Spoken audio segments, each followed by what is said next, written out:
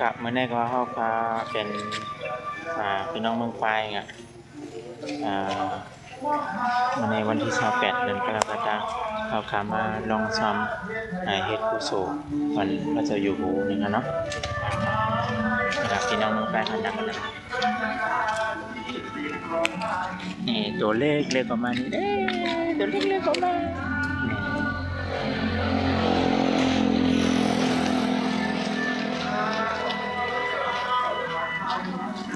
พี่น้องมาลองซ้อมใน